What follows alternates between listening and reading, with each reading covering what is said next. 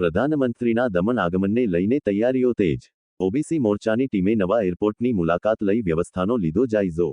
દેશના યશસ્વી, લોક કલ્યાણકારી અને વિકાસ પુરુષ એવા પ્રધાનમંત્રી ટૂંક સમયમાં 8મી વખત દમણની મુલાકાતે આવી રહ્યા છે.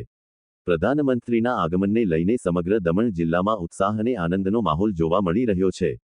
દમણ પ્રશાસન, ભારતીય જનતા પાર્ટીના કાર્યકર્તાઓ તેમજ સ્થાનિક નાગરિકો દ્વારા પ્રધાનમંત્રીના ભવ્ય સ્વાગત માટે જોરશોરથી તૈયારીઓ હાથ ધરવામાં આવી રહી છે.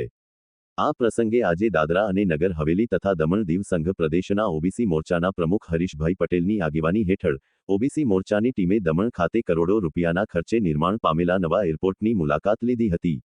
ટીમ દ્વારા એરપોર્ટ પર ચાલી રહેલી વિવિધ તૈયારીઓનું નિરીક્ષણ કરવામાં આવ્યું હતું.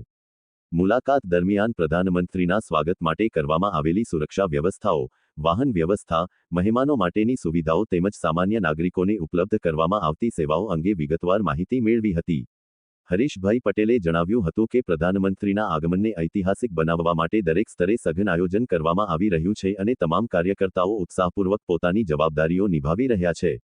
તેમણે વધુમાં જણાવ્યું હતું કે દમણમાં વિકસિત થયેલું આ નવનિર્મિત એરપોર્ટ સમગ્ર સંઘ પ્રદેશના વિકાસ માટે મહત્વપૂર્ણ સાબિત થશે અને પર્યટન તથા રોજગારીના નવા અવસરો ઊભા કરશે.